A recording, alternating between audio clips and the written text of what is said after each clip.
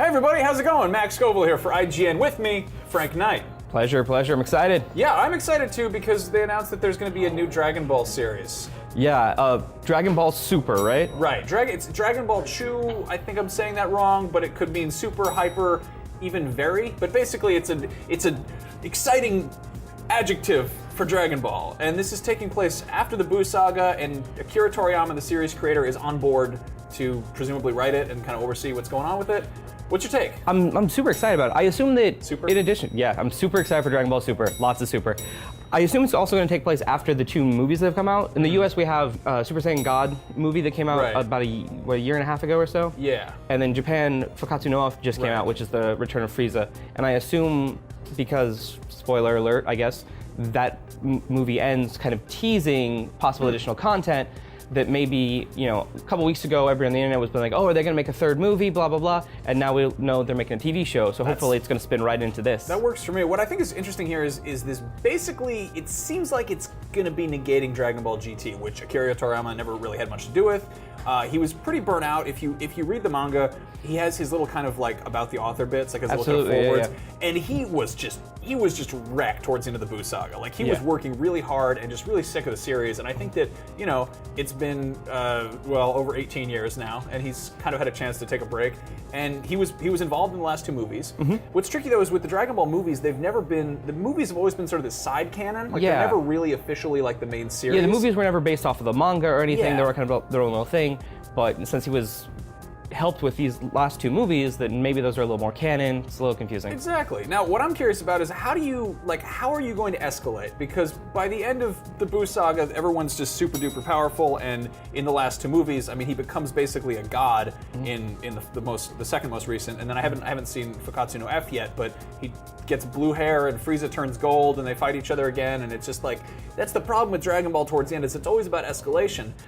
What I'm interested in is tonally. I hope it's silly.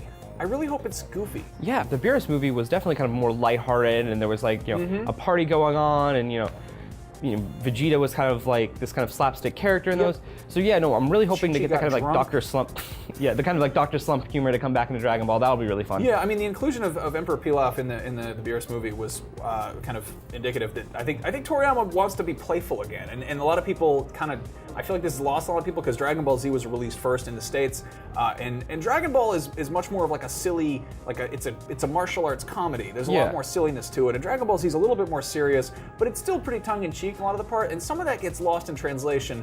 But I feel like Toriyama being involved with this and actually kind of, if he's hopefully enjoying himself and kind of voluntarily coming back to work on this, I hope it's goofy. I hope it's weird, Yeah, I hope to see like a lot of like the fun and like the more interesting character designs come back as well.